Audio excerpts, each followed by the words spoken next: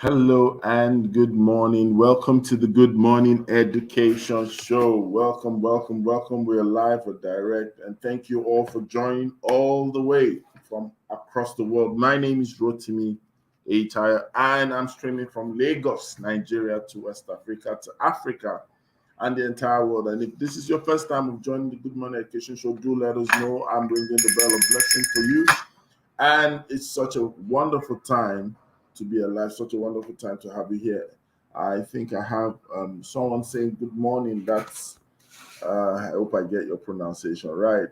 Eunice or Kami or Kamigwe or something like that. I apologize if I didn't pronounce it correctly. But thank you for joining. Thank you. It's going to be a great time. It's been a while. I've been on the show live. We've had pre-recorded sessions. We've had sessions offline, and it's always a great morning on the Good Morning Education Show. Greatness begins with the show, actually. And if you know someone that should be listening to us, please tell someone that they should get ready and get set because the Good Morning Education Show is here. We're going to be having a great time today on the show today, and trust that you're going to have a valuable time. We're going to spend some time just sharing thoughts and sharing our hearts and pouring our hearts, just to look at certain things that I believe that we all need to pay attention to, as it were. And on the show, we have this usual saying, it's like a mantra. We spend time to let people know that on the show, we want people to learn, we want people to share, we want people to grow. And so we sometimes say that we learn together on the show, we share together on the show so that we can all as well grow together. And today's episode, you will find it useful. You will find it useful. You will find it interesting. You will find it valuable. You will find it worthy, noteworthy. You will find it impact worthy. As well. It's going to be a great time. It's going to be a great time on the Good Morning Education Show, and stay connected. Stay connected with us. And if you're there and you're joining us for the first time, please do tell us your name and the location you're streaming from. Let us know. Let us connect with you. Let us feel your pulse. Let's identify with you as well. So that's what we look forward to, and that's what we want on the show today. We'll start as usual on the show what I call our news segment. So we spend some time to take our focus to headlines, headlines around business, around politics, especially within and around the world of education. But before I do that, let me just remind you that on the show today, we're going to be having something very interesting. Our topic today is feed you first. Feed you first. I'm sure you're wondering, is this because it's breakfast time? Well, you have to stay tuned to find out what this is all about and how it affects you, affects your work, affects your people, the people around you, your colleagues, your career. How does this affect you? Watch out for more. We're talking about feed you first. And as we continue on the show, I'd like to spend some time. As we continue on the show, I'd like to spend some time, just looking at the dynamics. Apologies for the video being off right now. I'm going to come back shortly, but let me just apologize for my video coming off, but I'm going to give you like another 60 seconds. You'll see my lovely face, my good looking self, I would say. But then, of course, on the show, we're going to spend some time, to identify some news making rounds within the world of education. The very first one I'd like us to talk about is a school that announces itself as the latest powerhouse in Nigerian university sports. That's the Honoris Bucknell University of Nigeria. That's one of the headlines. Of course, if you're familiar, few weeks back, there was the Newgate Games, and I'm sure this is coming on the heels of that. And then we quickly go to the next one. I really want us to dive into the conversation of the day, so we won't spend too much time on some other things. But we've been having issues around violence, sexual abuse, and all that. And there's an organization that has launched an app to report sexual abuse. CISLAC. They decided to take a step further to be a part of the solution. And I think that this is noteworthy because when non-governmental organizations begin to add value, begin to join voices, it also will encourage either those who are in the fight already against violence to take a better stand and be consistent, and those who are yet to join that stand, you get them, on board as well. So the full meaning of CISLAC is Civil Society Legislative Advocacy, and they've launched a platform for Nigerian students, particularly females, to report cases of sexual exploitation. And then, of course, the code name is in parentheses. You have it as sextortion. It's like saying extortion, but this time around, this is sextortion. The platform tagged TIMBY app is to enable victims to report cases of abuse, sexual abuse in particular, and seek psychological support and redress. I believe that this is we getting to experience people solving problem and fusing it with technology, and that's kind of noteworthy. It's not everything that has to be mechanical. In fact, if there's an app like this, and people get to understand that this app is accessible, um, I think that it will facilitate a lot more. Now we have another conversation on strike, on the ongoing strike. FG ASU in closed door meeting. Yes, um, ASU is known to be at log ahead with the federal government, and most schools have been shut down for some weeks now. And I hope that this closed door meeting will come out with open result that is appealing and acceptable to all concerned. And we pray and wish those who are on break, so to speak, first break called strike, will have the opportunity to just resume school and get done with all that they're doing with regards to their university education. Um, Now to the next headline. Now to the next headline. Um, we have I think we have JAM releases 2022 UTME mock results. JAM releases 2022 UTME mock results. That's important for people who are in that category. It's best to go and check, and let's see how the results are coming, right? Then we have another headline, and that headline says the General Overseer of the Redeemed Christian Church of God, Pastor Enoch Adeboye, has charged the Redeemers College of Technology and Management, Ogun State, to develop a relevant academic curriculum. And I'm sure this is more or less like making sure that the College of Technology and Management should not just be, doing things, should be relevant and significant. And that's a very powerful one coming from the Redeemed Christian Church of God. Apologies for that. Yeah. So the next headline here is saying Lagos Business School has partnered with Semicolon Africa and Henley Business School to provide training to African youth so as to transform job seekers into sustainable job creators.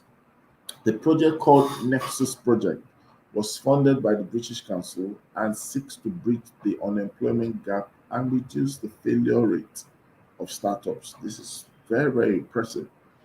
So if you're out there, and you're part of this, or you are access to be a part of this. I think welcome development, and you can easily see that the future is really bright. And on that note, we've come to the end of the headlines, and we're going straight to the conversation of the day. And if you're there and you could hear me, just tell me what came to your mind. You could type it out when you heard the word feed you first. Feed you first. I particularly, um, see there's a negative trend that can happen to an individual or a group of people when you find out that everything about them and everything about what they do is almost like they are racing towards meeting up a deadline, racing towards meeting up a target, racing towards ticking the boxes, racing towards being compliant with routines. And even in the space of those who are responsible to make things happen, those who are responsible to teach, those who are responsible to transfer knowledge, you get to feel the need to inform them that they must be aware, they must not forget that the very first thing that should be happening to them is the fact that they need to place themselves, the tagline you, as a priority, as priority.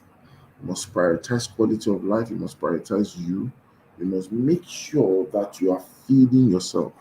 Now, the word feed in this context is not about just your average meal.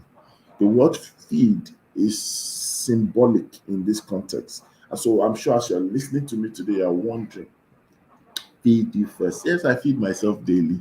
But what I'm trying to say is this: feed here can represent the word nurture. It can represent the word groom. It can represent the word um, build. If I was to use that, so it's almost like saying nurture you first, groom you first, build you first. You see, we have assignments, no doubt. We have a mandate, no doubt. Our mission is clear, no doubt. But with our mission, with our mandate, with our assignment, there's a necessity that we take on the responsibility to feed ourselves. And a lot of people don't, and we can see this happen in so many situations where sometimes you find out as an expert, as a coach, as a teacher, as an educator, as whatever you might find yourself to be, you are almost there for everything and everyone, but you're not there for yourself. I repeat, you sometimes see a scenario where it looks like you're pretty much just there for everything. You're there for everyone, but you're not there for yourself. And this reality, I believe, you know, is something that is not so as I would call it a nice reality. Because at the end of the day, you are robbing yourself of continued growth. You are robbing yourself of continuous impact. You are robbing yourself of possible longevity challenges. You're robbing yourself of so many things. And because of that, most times it looks like a lot of people are just struggling to meet up, struggling to get by, struggling to be effective. You know, that's the way I see it. That's the way I sense it. You know, so you must be very mindful as an individual to ensure that in all that you do, with all that you represent, you want to be able to ensure that nurture, grooming, building is not just a priority for you to others, but it must be a priority for you for yourself. You must be able to nurture yourself. And to make this a little bit more personalized, almost like a little bit more homegrown, is when we're able to now say, okay, um, this is how we're going to groom ourselves. In fact, you might be considering, you know, what it means to even say the word you. You means many things. You means many things. And in the context of what we're saying, you can actually be, how do you put it? In the context of what I'm saying, you can actually be broken into three for the purpose of the show today. And when we look at the letter that captures and represents the word you, we have letter Y, we have letter O, we have letter U. And I'm going to start by saying, if you're going to build, if you're going to nurture, if you're going to empower, if you're going to groom you, the very first letter is letter Y. Letter Y speaks about you. That if the equation were to be created and we're to ask ourselves in order of sequence, which should come first, I believe that you should come first.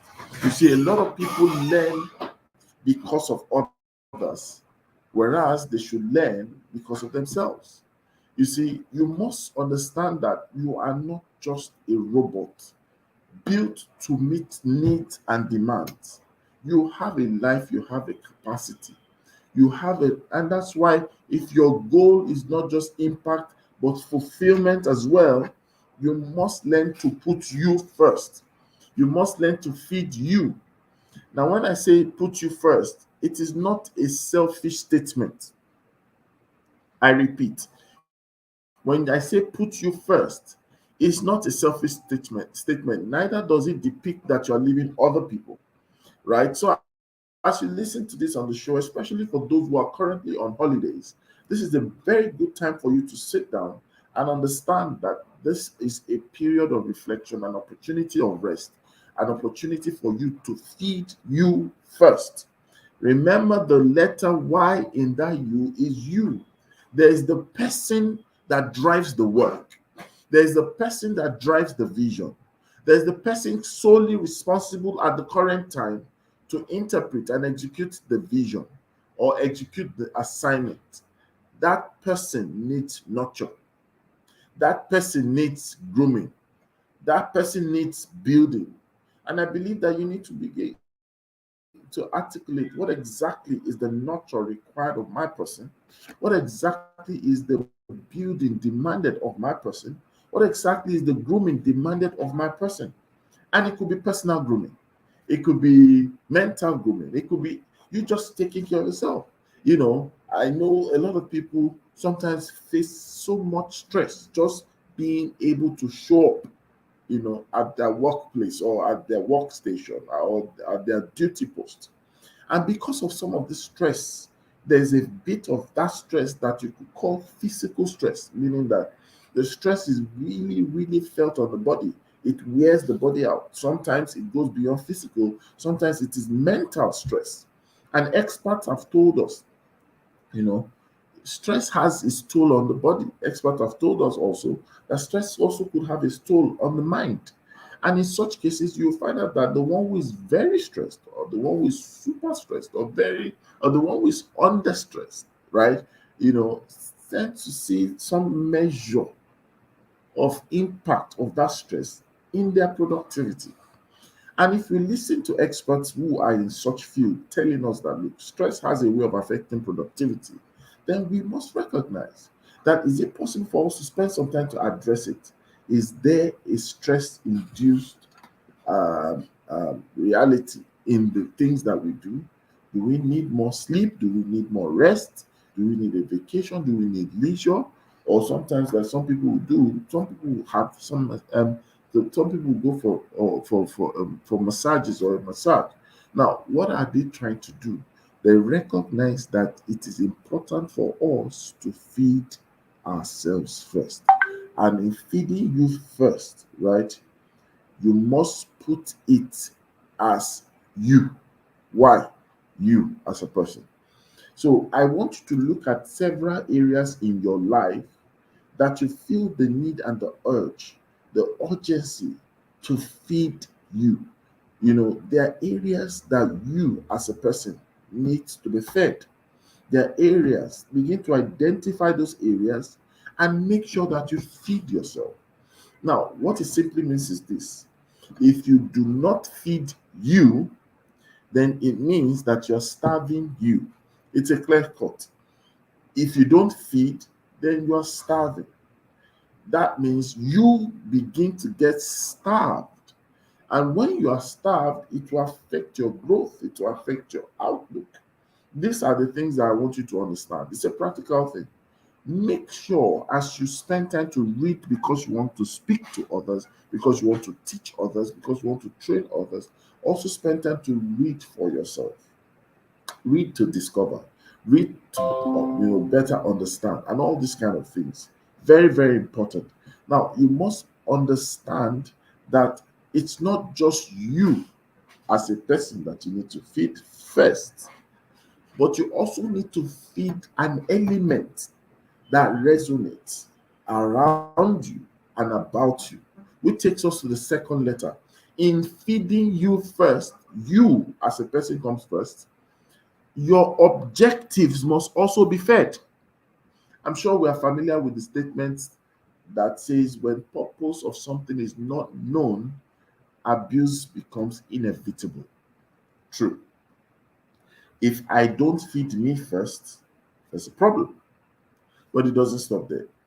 While I now begin to change my ways and I begin to try to feed me first, I need to translate that very quickly to trying to feed others. Sorry, trying to feed my objectives, meaning that the why. You see, when we do things, there's a tendency for us to perceive progress and perceive success based on just the things that surround us. Sometimes there are things that surround us and they're monetary in terms of expression, they're monetary in terms of um, visibility, but we need to take it into a real perspective where we are not just looking at it from that angle, but we are also considering it from a different perspective. And we're saying that our objectives must be fed. We must, in all our doing, make sure our why is not suffering.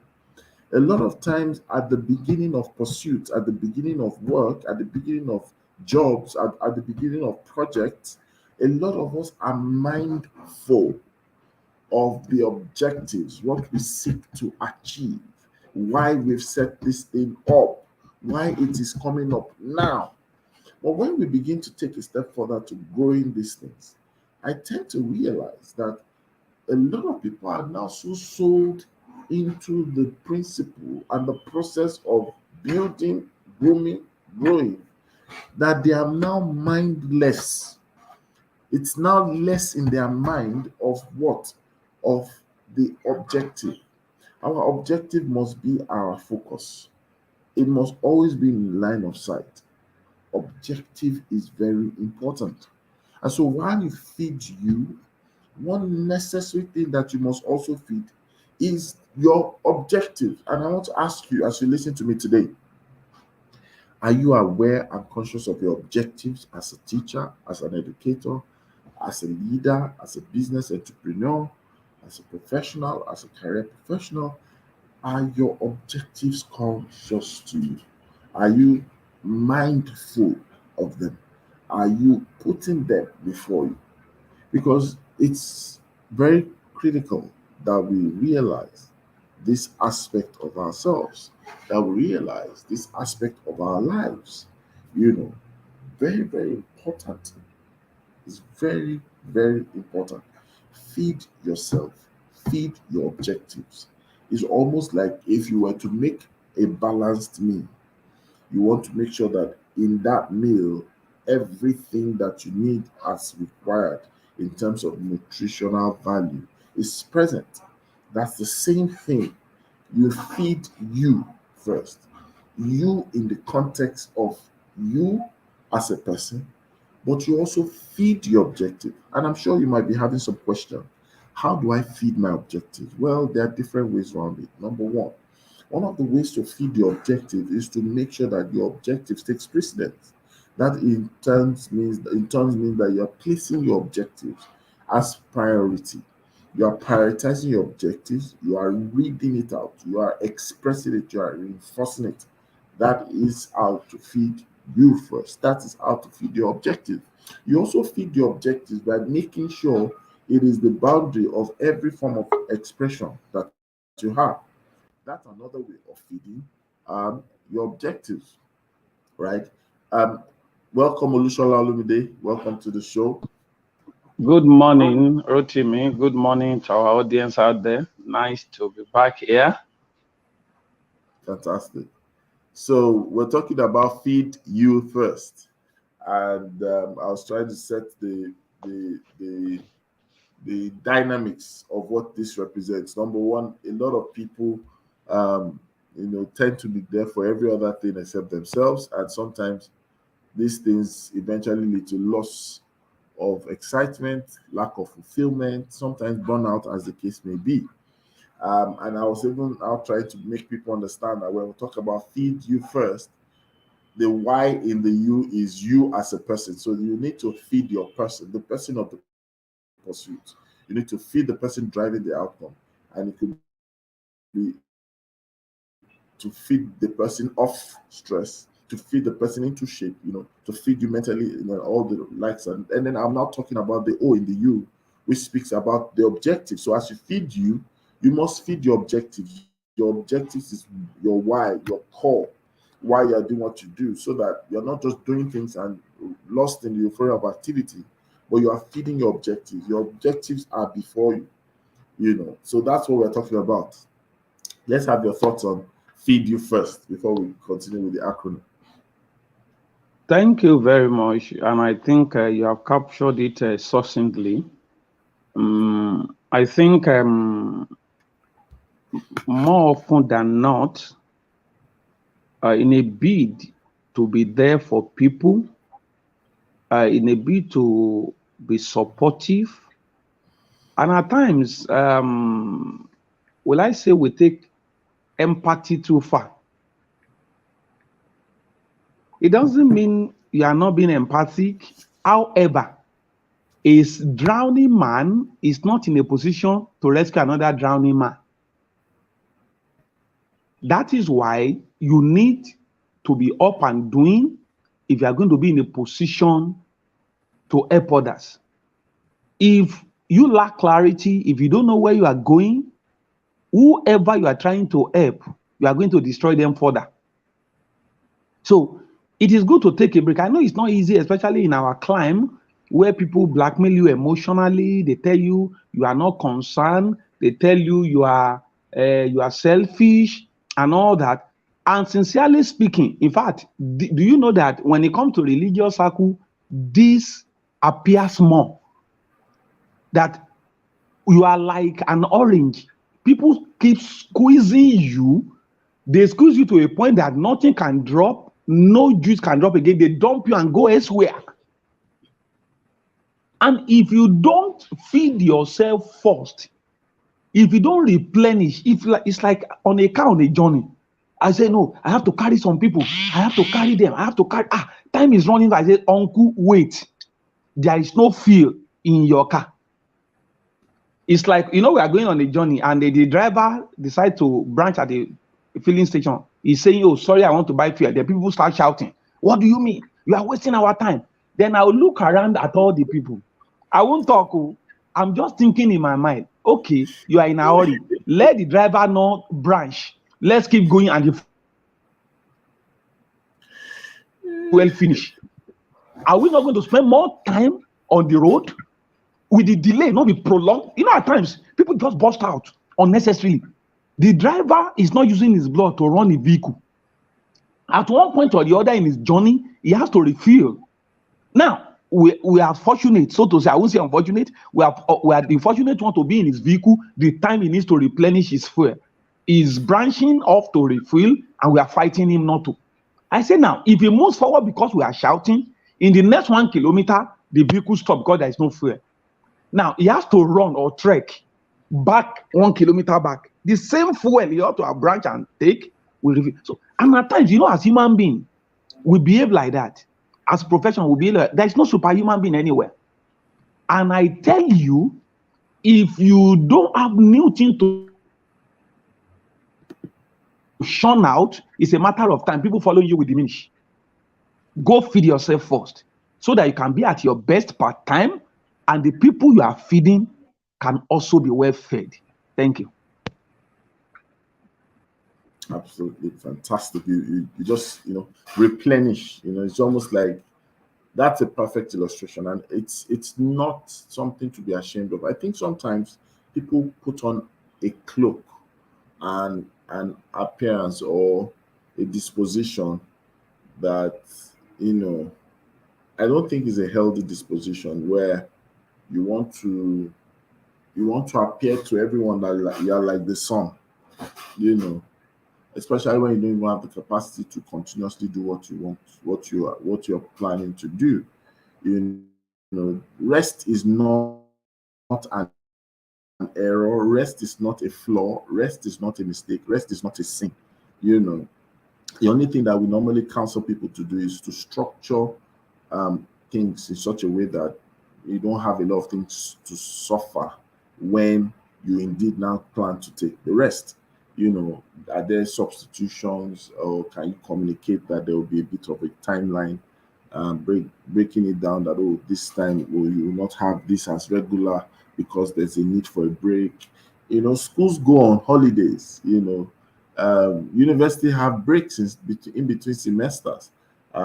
Even the world itself is built into seasons. You have summer, you have autumn, you have winter, you have spring. So I really agree with you, Olusola, on that. And which takes me to the last letter, and I'm going to ask you a question after that.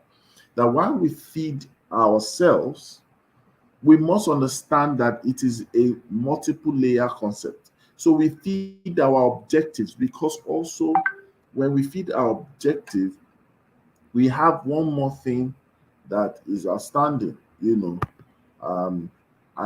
that thing that is outstanding is the last letter, which is understanding. And it sometimes will sound to some people as a contrast, that you need to feed your understanding. And let me ask Olusola, now, if we're able to separate it, you said feed yourself, but we're saying yourself, feed you first. And we're saying you is you, that's for Y. You is O, that's for your objective. And now you is you, which is your understanding. Can you tell us a little bit on that? How does that relate? Does that make sense? How do we Thank apply you. in our understanding? It does. In fact, we can't feed any other thing without feeding our understanding. That appears to be the input. Say, for example, if you misconstrue, you might have written 4 or 5 pages. That person will end up failing.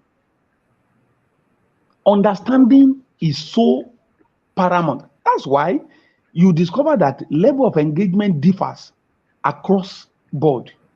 Because you put something out, you see responses of people, then you have to tell them, please, can you go and read the post again so that you can understand? It shows that the way we process words, and that's why assumption can be very dangerous. If you put a blank statement out, it will shock you the responses you'll be getting from people. It shows what each understand about what you have said. And you can look at it, more than 50% of the people didn't understand what you posted, and yet they are responding. You have to feed your understanding. It's like the objective, the you, they are the outward layer.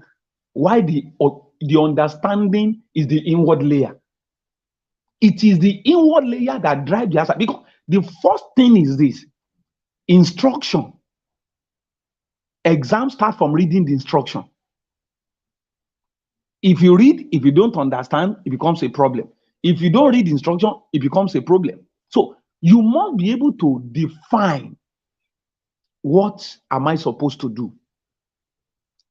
It is when you define what you are supposed to do, it is then you are able to bring out the objective. Because as human beings, we are not just physical beings. And when you are in the knowledge space, the people in the teaching space, our understanding matters a lot. You understand your brief, you understand your job description. You know, it could be very ruinous if you don't understand what you are supposed to do. You'll be clashing with other people. You will be going to another person's lane. And before you know it, there'll be trouble. So we need to feed our understanding via knowledge, via exposure, via experience, via interfacing with others, via reading, via listening to great thought leaders. Because as you see it, people carry perception, and that perception drives them. However, that perception is built on faulty understanding. So until we now, do we say recolonize now, or a sort of refurbish over all that person and remove the contaminated fuel out of circulation, then put another one, then it begins to run. So that understanding is very, very fundamental. Or else, that person will be laboring in another man's field. He will be doing what he or she has not been told to do. And at the end of the day, it will amount to wasted effort, if not wasted life, by and by. Thank you. Fantastic. What you've now opened us up is for people to now realize that it's really even a big job. It's not you not having something to do. It's you having something to really do if you feed yourself. Feeding yourself is not a symbol of you are, it doesn't make you come across as a weakling, doesn't make you come across as someone who is not competent. No. Feeding yourself first and feeding you first is something that we all must, go by. So, sorry, Rotimi. Yeah. For interjecting you there, I don't want this thought to be lost on me. Do you know, even in the course of feeding ourselves, there are different stages of our life and we change diet. A baby is exclusively breastfed, 0 to 6 months. Now, they introduce other things, milk and whatever. If your baby is a month old and you begin to feed that baby with rice, you are writing letter to death. So while we feed ourselves, we must also realize the stage we are per time and the appropriate diet so that we don't have stunted growth. If at the age of 4, at the age of 5, you are 7, they gave you rice and amala, you are not eating, say you want breast milk, you are looking for trouble. Because breast milk will not suffice again at the age of 7. So while we feed ourselves, appropriateness of the diet based on the stage of our growth matters a lot. Thank you very much. Appropriateness, I love that. Appropriateness, because it's that's what it is really. That's what it is. Appropriateness of diet. And this is where I normally ask people to be sincere with themselves, because we tend to be inspired by nothingness. A lot of us look on the outward to get inspiration on what to do. While inspiration is not necessarily a bad concept, but when we all don't feel that there's something within us that can make a difference, when we all don't feel there's something inside of us that can actually, because just like you said, a baby might look at the adults and see what they are eating and desire to be a part of that meal. And that might not be appropriate. At the same time, a 7-year-old might look at the fact that, the very younger ones are taking breast milk and just want breast milk. So we need to really ask ourselves, what is ideal? How can we get people to know that this is this is not settling for less, and this is not being unrealistic, reaching for something beyond us? How do we get that equilibrium? How do we get people to know what it's for their level? How do we get them to know the right portion for themselves? Thank you. Like you have said, sincerity matters a lot. During COVID, there were a lot of online courses and what have you. So I just look across a lot of people around my circle of influence, and I was like, since you'll be at home, you guys, you can do this. So I sent them a particular link to a particular course. And I needed to check back on them. One of them was very sincere. He said, sir, that thing, that course you sent to me, I didn't understand it too. I couldn't make head or tail of the course, so I dropped it. But later, I went back. The person I'm talking about is a graduate. And somebody who has gone through university for 4 years find it difficult to grasp a 4-week course. Now, some books I will have prescribed for certain people, but I understand. I will tell them, see, this particular book, if I give you, you will put it down because you will not understand what is written there. It was not written in Greek or Latin. It's in English. That tells you the broadness, the robustness of their mind and what they have been exposed to date. The first point of call is sincerity. Like you have said, it's not being mean or put yourself down. I had a student many years ago. The student was even older than myself. He would say teacher. He would call me teacher. He had left secondary school. He was planning to go to higher institution. And I had these little children I was teaching. Primary 2, primary 3, primary 4, 5, and 6. He will come and sit down in that class. And I encouraged him. I said, my friend, it's nothing to be shy. This is what I did personally too. When it was time to pick up my life again, I was not in my teenage years or probably ending my teenage years. I reverted to primary 4, primary 5, primary 6 textbooks. I didn't go back to any structured classroom. What I did was to get the fundamentals. This is fraction. This is compound interest. This is part of speech. I went back to primary 4. I had left secondary school. But I knew that it was as if I wasted my teenage years. Now I'm ready to pick up my life. So what I did was to go back and started primary 4 textbook, primary 5 textbook. It was easy for me to comprehend. So when I got the basis, I moved to GSS 1. I was self-studying. I moved to GSS 2. I moved to GSS 3. After I've been able to clear and understand the rudiment underlining those concepts, I moved to SS1 on my own.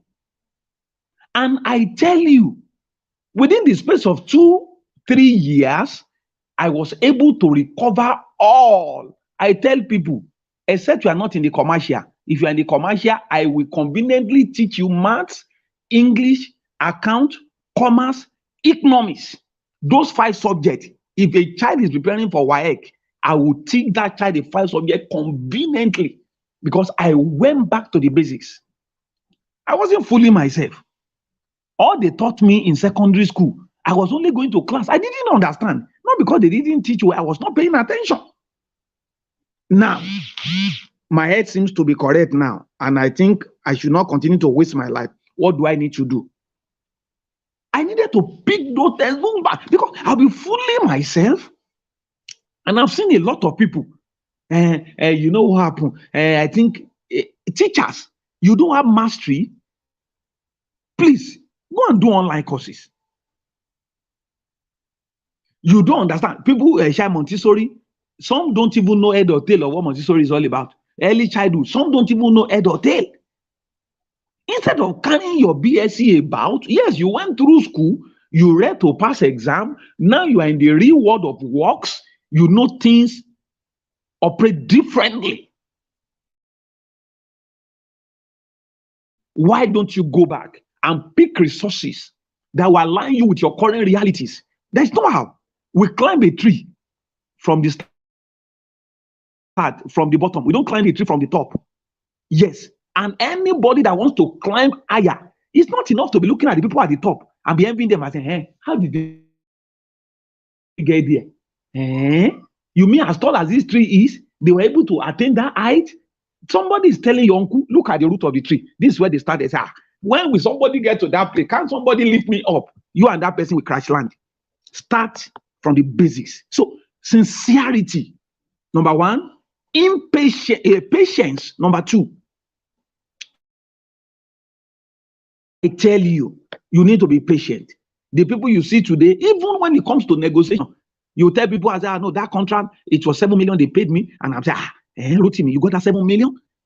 When am I going to get? Do I have your structure? Do I have the kind of knowledge you have? Do I have the kind of exposure you have? Do I have the network you have? Why don't I also start and leverage on the little I have, continue building? If people think it's a waste of time to go and start afresh, they will waste more time fooling themselves, roaming around in the middle of the ocean of life without a trajectory. Thank you very much. Wow, that's a food for thought that everyone out there needs to realize that I think this is one way to stay consistent, be consistent, and with all that we've shared, I think better outcomes and better people will be the results that we will all have, and I think it's a good place to put a wrap on the show today. Please ensure as you listen to this, as you share the videos, as you subscribe for those who are joining us for the first time, or if you're stumbling on this much later, or you're watching this as at a later time, I want you to understand you do yourself and the people around you a great deal of good if you factor this principle into your journey. Feed you first, feed yourself, feed your objectives, feed your understanding. And when you do this, you get a lot out of life. This is the Good Morning Education Show, and our desire is to consciously feed you every day, Mondays to Fridays, 8 a.m. to 9 a.m. West African time. Saturdays, 9 a.m. to 10 a.m. West African time. Sundays, 5 p.m. to 6 p.m. West African time. We want to feed you so you learn more. We want to feed you so you can grow more. Ultimately, as we feed you, we expect you to have more. I'm afraid this is where we'll stop on the show today. I will be back tomorrow, God willing. Tomorrow is the 13th of April, Wednesday to be precise. And we believe it's going to be a great time with you as well on the show. If you've learned something, put it in the comments. However, we have a way of saying goodbye. Olushola, are you ready? We have a way Yes, I'm ready. It's been a long time. So we're going to say at the count of 2. 1, 2, go. It's always a great morning on the Good Morning Education Show. Bye. Bye, everyone.